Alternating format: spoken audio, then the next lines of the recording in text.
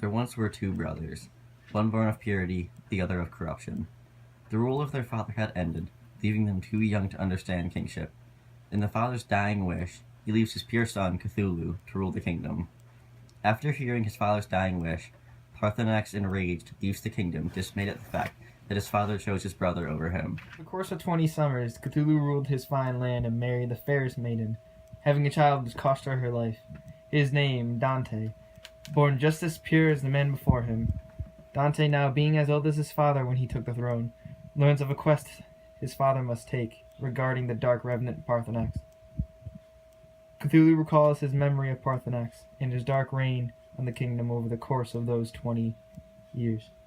Dante, you were too young to understand this, but now with you being the young man you are, it's time I explain the sinister past of our family. There once was, and still is, a corrupt entity in our family, unknown to you, Parthenax, the name you hear told in fear by the villagers of the kingdom, is my brother. His terror must end, as I am the only one who can complete the task. I must slay your uncle to restore peace to this land. This is my duty as king. If I do not return from this fateful battle, I give you this key so you can carry on my legacy and do what I cannot. Dante, in all this newfound knowledge, responds, As your beloved son, I will carry on your legacy for many years to come. A long week of traveling passed, and Lord Cthulhu had finally arrived at the gates to Parthenax's lair. In the distance, Cthulhu heard Parthenax screaming through the mountains. Come to meet your demise, brother. Cthulhu vibrantly responds, I have come to restore peace to my kingdom. You have terrorized my land for far too long. It is time that it came to an end. Cthulhu races up the mountain to end his brother's life. As the fight rages, Parthenax has the upper hand. It appears to Cthulhu that the years haven't phased him in the slightest. He is still as fast and as strong as he was those many years ago. It seems he has obtained an even darker power, though, allowing him to become ever stronger. Cthulhu, becoming weary from the fight, slips and takes a blow to the leg.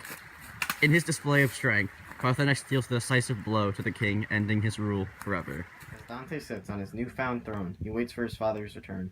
Dante then hears a voice which is first unknown to him, but then revealed. The man you once loved and called your father has entered an eternal slumber. You and your kingdom will shortly follow in his wake. I will end you with a swift blow, just like the pathetic man you once called a king and a father. If you aren't as weak as he is, you will meet me at the peak of my mountain and face me like the man you were raised to be. Dante, enraged by this news, now knowing this was Parthenax's voice, was ready to seek revenge on the man who slayed his father. Now another voice can be heard. The sound of the High King rang into his ears. As his figure appeared for the last time in a ghostly state, he said his final words to his son. Don't let the anger distract you. You must remember what I have taught you. I have trained you for years now. Now it's your time to rise and show your knightly prowess. The spirit of Cthulhu fades, leaving the Slayer of Darkness alone to think about his next step. He then remembers the key to his father's armory. Dante tightly grasps the key his father gave him, now knowing what he must do.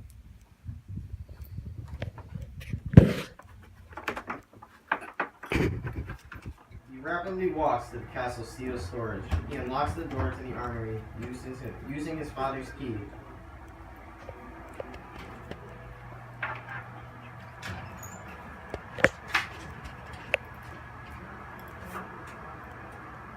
Then, beholding his father's lethal blade, he examines its beauty. While holding the blade, he feels a surge of power course through his veins. His father had received the blade as a gift from a god of war for helping defend a kingdom in need. The true power is yet unknown, as the blade is yet to be wielded. Now, in possession of his father's magical arsenal, Dante begins his long journey to extinguish the darkness.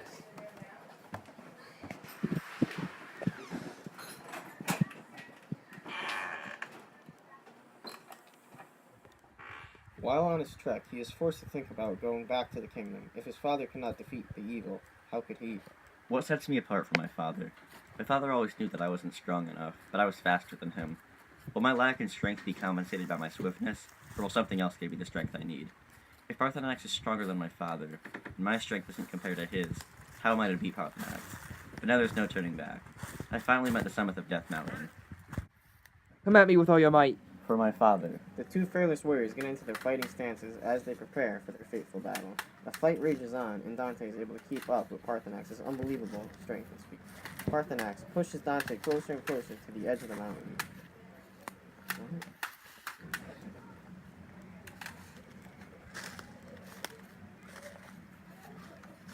Parthenax lashes at one of the Dante's legs, causing him to fall off the cliff, while taking Parthenax with him.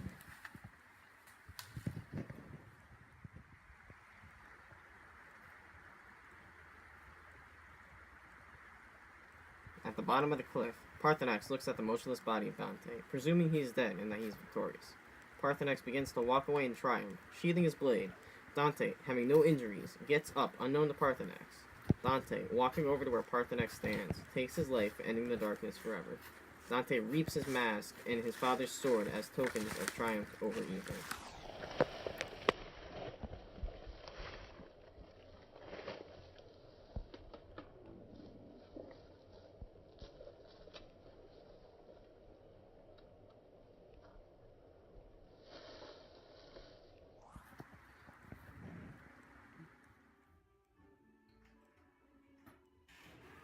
After many days, Dante finally returned home to his kingdom.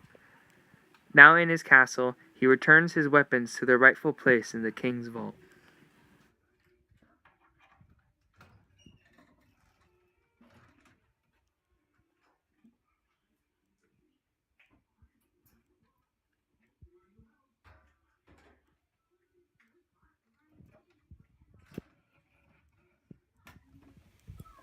Dante, being weary from his long travels, sits back down on his golden chair.